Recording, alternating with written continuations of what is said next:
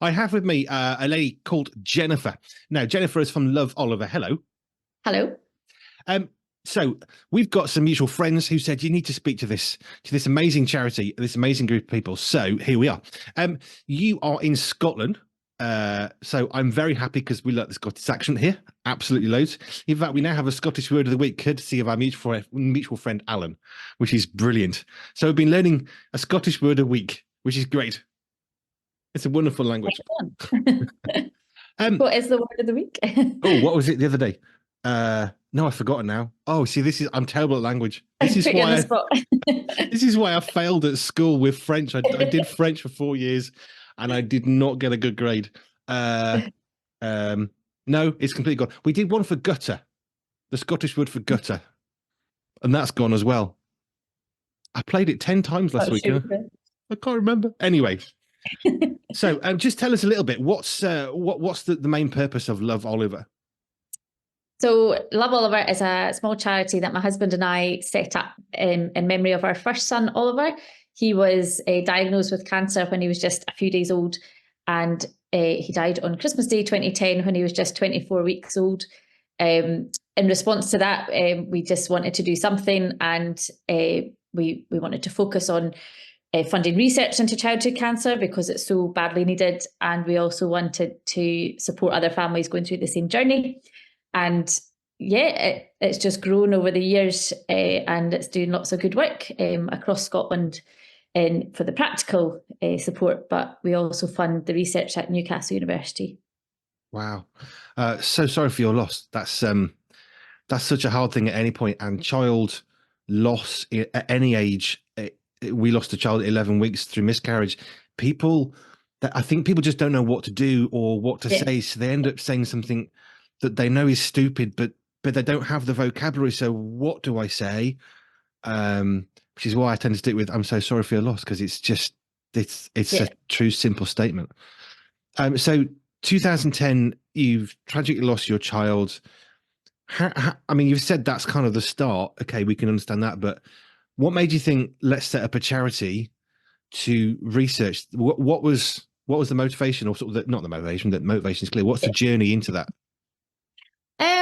I think it was actually at his funeral that a collection was taken for like whatever we decided to do with it.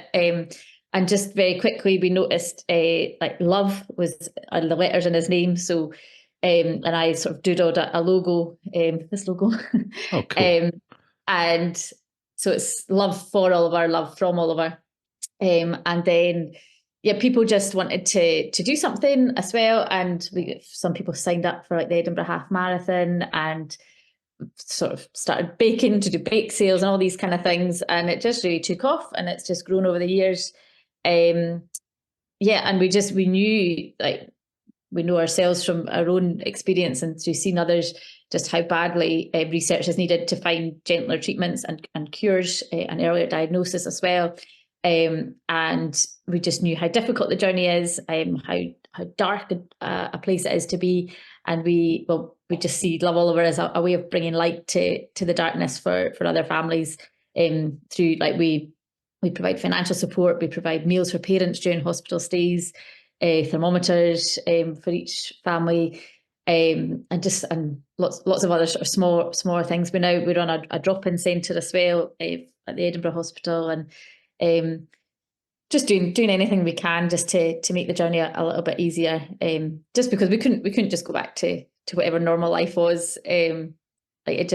Oliver changed everything, and his legacy just continues to grow. I love that. You lose something precious, but something can be birthed and that's the bit I can recognize, because the one thing we learned from losing our daughter was, okay, you've got to live for today because we don't know what tomorrow's going to bring. And that's nearly 15 years ago. And yet we've still held to that because it defines you and it shapes what you can do. And that's clearly what's happened for you as well. So tell us a bit about the book, because I'm halfway through that. I have to read it very slowly. I'm always emotional anyway. I can cry at the drop of a hat. So I'm reading it slowly, but tell us about the book just a little bit. Yeah, I think the book is more sort of our personal story, so the story behind the charity. which is very much motivated by our faith. And we do really believe that we don't understand the reasons for what's happened, but we do believe that it has been for a reason, and a good reason at that. And we just wanted to share that with others, because I think childhood cancer, as I was saying, is a really dark place, and you can see why it would turn people away from faith, away from God, why it would give them more reason not to believe. But our story is very much one of, well, it wouldn't be what it is if we didn't have that faith. And when Oliver was in hospital, we kept a blog and on Facebook, and he had over 2,000 followers, which was a lot at that time. And it was, well, we would write posts in his voice and in our own. So people really felt they got to know him as well. And they were like, oh, you should really publish this as a book. And we were like, oh, well, when he gets better, we'll think about it. And obviously he didn't get better, but we thought, you know what, this is still worth sharing. And so we wrote a bit more about obviously the experience of losing him, and so the early stages of the charity. And Christian Focus had published that, actually sort of fast-tracked it in time for an event in 2011.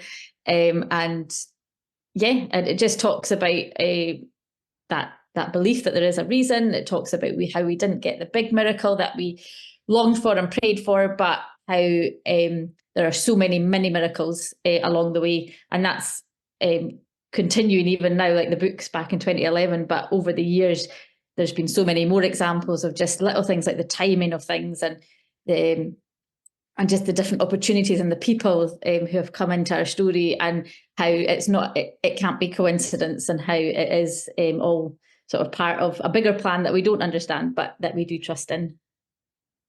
You can find yourself thinking it's a coincidence, and then you get too many coincidences, Yes. at which point you have to think, well, either this is the most random piece of luck, or there's actually a purpose.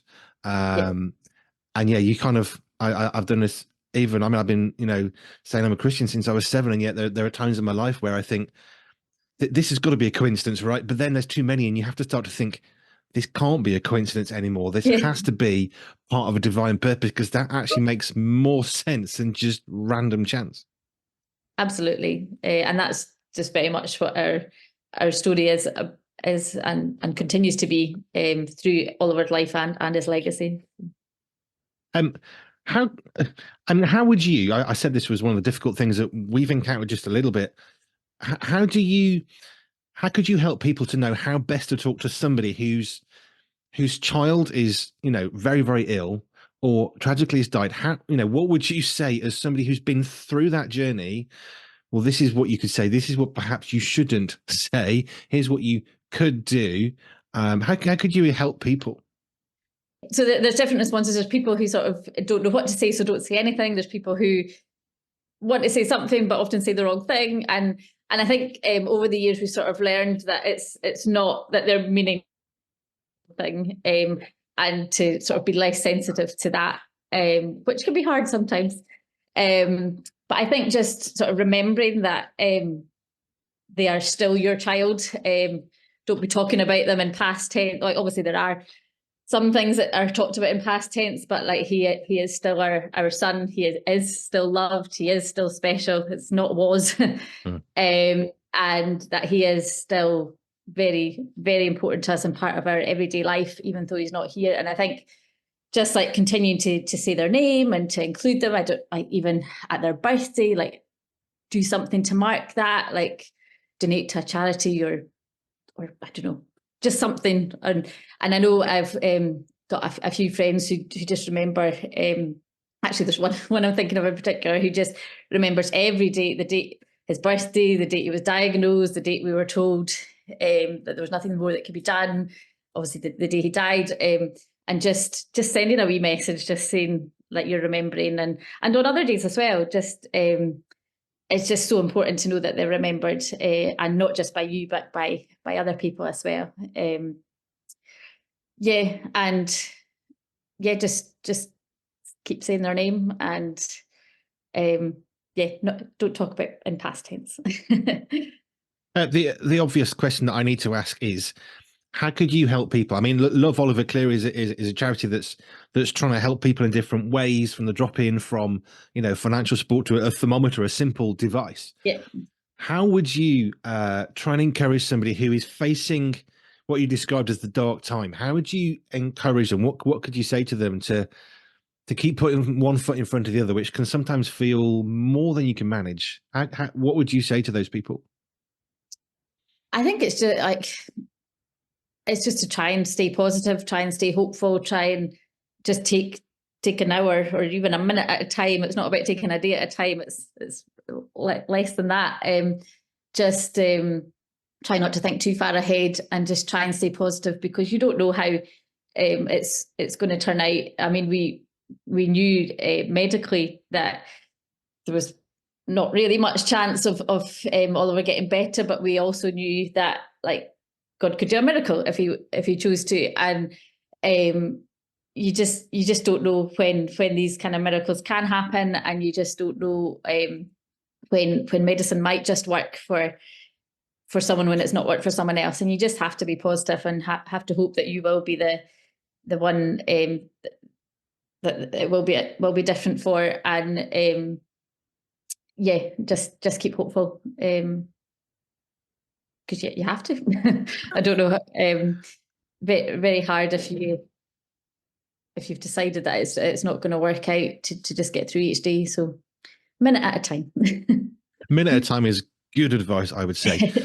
Let's just move on to the research. You said was it Newcastle University? You said. Yes, Newcastle University is a key centre for childhood cancer research within Europe, and yeah, we just when we were trying to decide where would be best to fund research, we spoke to Oliver's consultant, who's actually one of our trustees, and we just identified Newcastle as a good place, and we've really built up a relationship with them over the years. We were actually just down visiting a couple of weeks ago, just seeing the progress that they're making. So yeah, it's good. You talked also about gentler treatments. Just draw that out for me, because as somebody who doesn't get medicine at all, I've never thought of treatments as gentle or not. So what does that mean?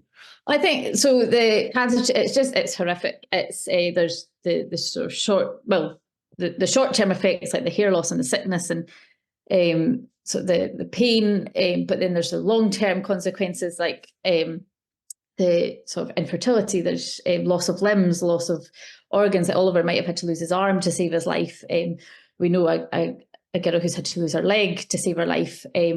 We know another little girl who's had to have both of her eyes removed to save her life. Wow. And it's just so wrong. And we just need to do better for children, because these lifelong consequences are just not fair.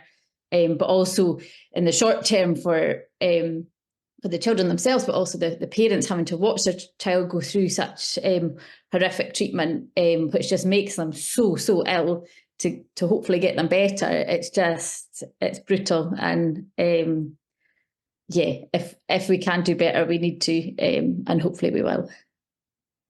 So the research they're doing at Newcastle, is that into prevention or treatment, or sort of wider than that? Yeah, a bit of a mixture, really. I don't pretend to really understand it all, because I've never been scientific. If anyone is interested, we've got plenty of information we can send, which will make more sense to them. But it's about sort of what I understood from it a couple of weeks ago was just trying to sort of target treatment better, and to so when they analyse the samples that have been sent, they can sort of almost personalise the treatment and predict how it's going to work. And so just to, so hopefully there'll be fewer sort of the harsh effects, and hopefully longer term success. Fantastic. The other thing I think I spotted, was there you talked about, is it a charity shop, or did I see that or read that or not? Okay, I got that right.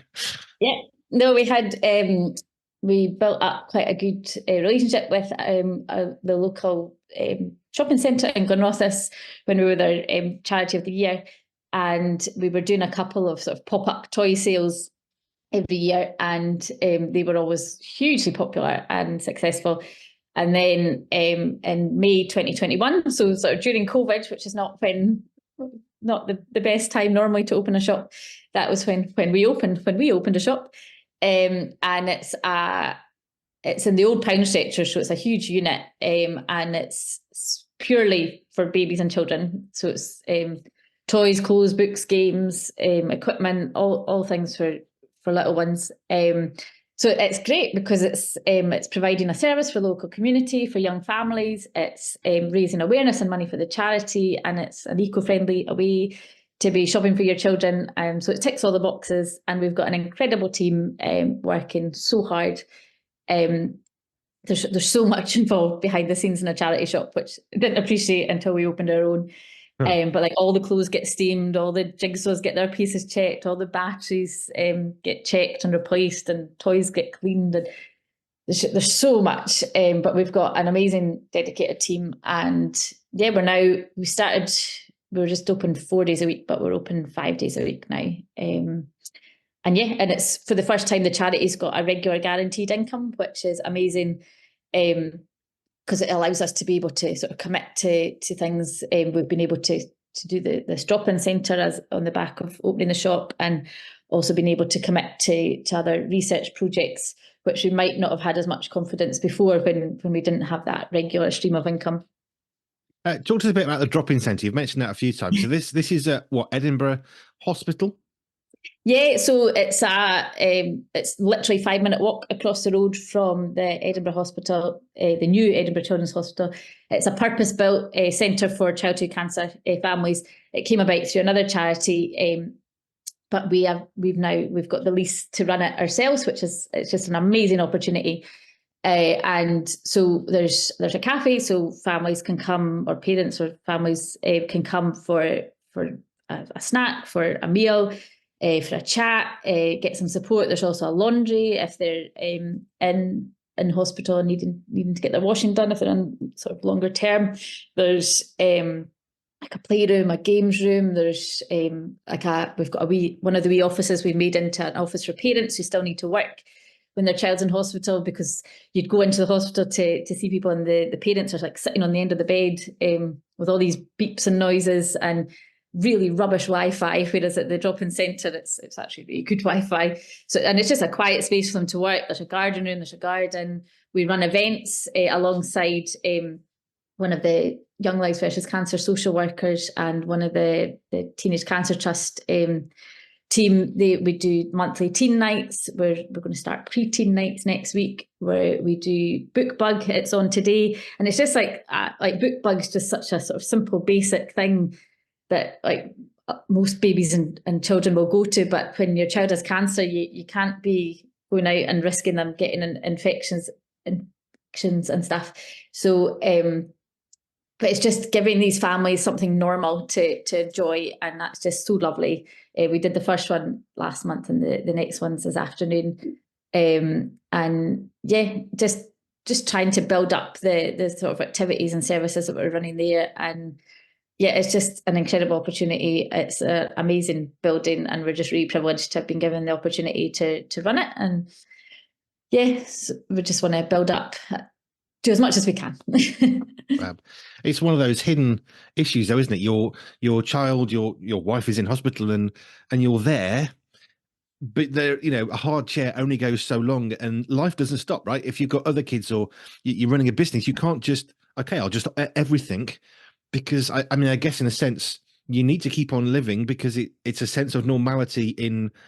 I can't comprehend the level of difficulty and sort of this. It's almost like it's an insane thing to try and take it on board that somebody's ill, whether it's a child or an adult, and you've still got to carry on with your life, right? So yeah, and I think like so in Scotland the three main sort of centres for childhood cancer treatment are Edinburgh, Glasgow and Aberdeen. So no matter where you live in Scotland, you're going to have to spend a long time in one of these hospitals, and often that's going to be far away from your family and your friends and your support networks. And so there is like at least one parent usually ends up having to give up their job, but then they're still paying the bills at home. There's often other children at home. There's a lot more travelling involved.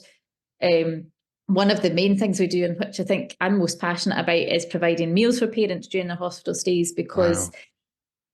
as you say, you're thrown into this situation, and when your child's ill, you're not thinking about your own needs, and you're in hospital. There's not really that many options for getting yourself a healthy meal. Trying to find out where to go for it, you often end up living off takeaways. Or I know I ate a lot of chocolate in the hospital. Although we were really fortunate that my brother's church just down the road and family and friends provided all our meals, and that's why we want to do that for others. And we provide cooked meals for the parents, and I just think it's the most practical way you can support a family during this kind of experience, to provide food. Well, if you're tired, exhausted, strained, just because you've not got your own bed, and then you throw on top of that hospitals, which are often very dry and very tiring in themselves, and on top of that, you're trying to be compassionate and kind and gentle towards somebody you care about. Yeah, food, you need to be healthy, because then you can't do any Yeah, of those yeah, things, and that's where exactly. food comes in. That's Yeah. brilliant. I think often when we see anything that's difficult or a tragic situation, we think, what can I personally do? Well, it's too big a problem. There's nothing I can do. Yeah. However, there's always something we can do, and you're proving that through the work you're doing with Love Oliver, aren't you? Yeah, as I say, like if people are, because I know, like if it's a friend or a family member who's going through something really tough, and it's like, well, what can I do to help? Because there's nothing's going to like resolve the problem of cancer or whatever it is. But like, as I say, like meals, it's just so practical just to like hand in a couple of meals that will just take that stress away for a couple of days. And yeah, just yeah, there's always something, even if it's not going to change the main problem. I've spent one night, 2 days in hospital for a heart issue a little while back. And most of the time I was lying there being cared for, because you've got nurses and doctors. And most of my thoughts were stressing about, is my wife got food? Is she okay? Are the boys okay?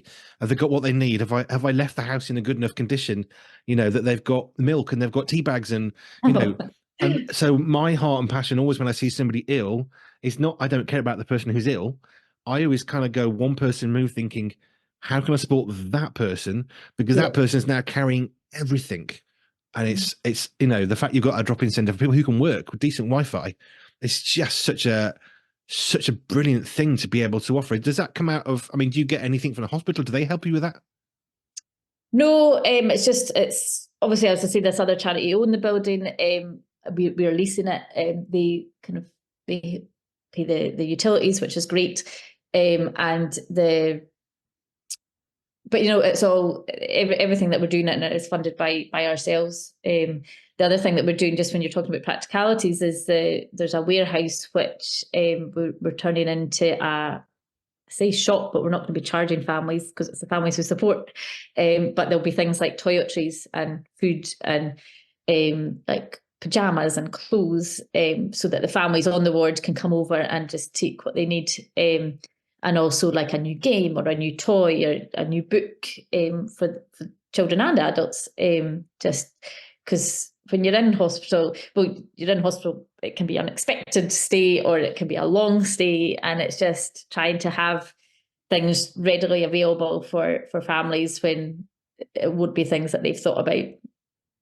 Yeah, you don't rush out of the house thinking, okay, I've got to have food for the next 3 days and clothing. I'll Yeah. take some spare clothes, and where do I put the dirty clothes? It's not in your mindset to think about that, because you're just trying to deal with panic mode, I guess. Yeah. Even if it's a planned trip, it's still Yeah. that stress of getting there on time and can I park, and I've got no clean clothes. So I love the idea of that drop-in center that can relieve for parents such simple needs. And it comes back to what I said, we can all do something, right? So whether it's that simple, and you said about your brother's church were providing meals, Yeah. it doesn't matter if you can't get out of the house often, you can still cook a food and give it to somebody to give to somebody. There's always something we can do. What would you say to people who think, well, how can I help with what you're doing? So there's lots of ways. So we follow us on Facebook. We've got quite an active Facebook page where we try and show as much as possible of what we're doing and just how important and valuable that work is. Just sort of liking and sharing our posts on Facebook. We're quite new to Instagram, but when I remember to update that, share those as well. Twitter, I'm not so good at. And yeah, obviously giving financially is amazing if you're in a position to be able to do so. But I think being able to, social media is obviously such a huge thing, and just being able to prayerfully support us, and for sort of the guidance for the next steps, and how to use the money that we're raising wisely, and yeah, obviously anyone based in Scotland would, if you've got time to give, we have a shop that has a lot going on, and lots of different jobs that need done. We've also got the hub, the drop-in centre in Edinburgh, which are always looking for volunteers there as well. Yeah, check out our website. There's a www.loveoliver.org.uk. There's a wee box where you can sign up to our mailing list, and you will definitely not be bombarded by mail. It's just a few times, maybe not even a few times a year. I do a newsletter when I can. Yeah. And yeah, it's just, there's always a update on the research there as well, which is really helpful. Yeah. So 2010, really tragic year for you. 2011, we started to do something. Did you, in your wildest dreams, have any clue of what you'd be doing? Where are we? 13 years on. Absolutely not. It's just, it's crazy and incredible. Yeah, it's just amazing to just see how it's grown, and like every year, you think, oh, well, will we still be able to? Like, how are we going to raise that much again? And but it always happens, and we feel more confident about it now, because, well, especially with the shop, and but it's funny because I know, unfortunately and sadly for a lot of charities, COVID was sort of, I can't think of the word, but they suffered through COVID, whereas for Love Oliver, it just seems to have thrived since COVID, and I think that it's just sort of following the theme of thriving in the face of adversity, which Oliver did. Like he smiled and thrived his way through horrible treatment, and sort of set the standard for the rest of us to live up to that, and his charity certainly is doing that. And especially since COVID, it's just totally taken off, and it's continuing to grow. And it's quite exciting to think what's next. Because yeah, we're getting some great opportunities, and just trying to make the most of them. But yeah, I was my husband and I, Andy and I were both teachers at the time, and I've now given up teaching to work for the charity full time.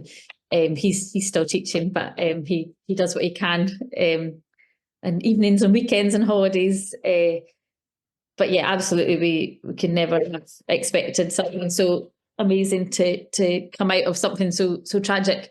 And I think Andy often will talk about it as like the story of the loaves and the fish. It's like the little boy with the small offerings, and it's turned into something so much bigger. And it's the same with the charity. It's all been very small like things like sending emails and planning a bake sale, and just all these sort of small scale events and offerings being turned into something bigger and beautiful. And yeah, we just want to do what we can with it while it's so obviously meant to be somehow. So the one question I wanted to come back to was, you talked about some of the surprising things of running a charity shop. What's something that you just thought, I didn't know would have to be doing this? What's the main thing? I don't know. There's just, oh, I can't think of any one thing in but there's like we've got a lot of storage space, because we've got the main floor, and then upstairs and downstairs are the storage, and like the soft toys. We've got like a box for meerkats and a box for giraffes, and it's mental, and it's the amount of stuff that people have to give. It's incredible, and yeah, it's just crazy that there's so much stuff that people are finished with, which is actually still in such good condition. And we opened in May 2021, and we've never actually had to say, oh, we need donations, because they just keep flooding in, and it's amazing, and we're doing our bit for the environment, which is lovely as well. Because so many people, they say, oh, can you take this? Because if not, it's going to landfill. And we're like, of course we'll take it. There's no way that's going to landfill. But it's quite scary to think that it would otherwise. Okay, well, thank you. I love how out of something that you described as a dark time or dark moment, we've got such a celebration of so many things that you're doing to help so many people, and it's fantastic. So thank you for trying, really, because that first step of could we has become we are. And yeah, I think on the back great. of we always have the charity Christmas card, and on the back it's got the verse, John 1:5, the light shines in the darkness, and the darkness cannot overcome it. And I think that's just another sort of summary of what the charity is about. It's just not letting the darkness win, and just being a light in the darkness, to other families. Yeah, and sharing our story as well. So. Which is amazing. So thank you so much for sharing some of your story with us today. I'm really privileged. I love getting to meet so many people in the interviews and learning new things, but I love hearing people's hearts, their stories, and I love how people can say, look, this wasn't great, but we did something, and we're doing this, and it's kind of grown and grown and grown. And I love being able to share those. I say success stories carefully because it's not quite what I mean, but it's those stories of doing something and it actually making a difference to people's lives. So as a parent, thank you for what you're doing for other parents who are being thrust into, I can't even comprehend the difficulties, the level of complexity of balancing family and home and job and hospital and child. And so I guess, as a parent, thank you for what you're doing for other parents, because I have a tiny understanding of a small portion of the difficulties that parents might go through in the hospital situation. So so thank you for that. Just give us your website once more where people can find out more about you. And I guess the book's available on the website as well. Yeah, the book and a few other things. We need to get some new merchandise. It's been a while, but there's a few other things. There's the book and like pin badges and pens and so on. So it's loveoliver.org.uk. And our Facebook page is just Love Oliver. There's also the Love Oliver Shop Facebook page. And as I say, you can find us on Instagram as well, but it might not be so much on there. Not yet. Hey, baby steps, little steps, one step at a time. Minute by minute. Thank you so much, Jennifer, for your time. I really appreciate it, and I love hearing your Thank you for story. having me. And if you want to find more, loveoliver.org.uk is a good place to start doing that. Jennifer, thank you so much for your time. Thank you.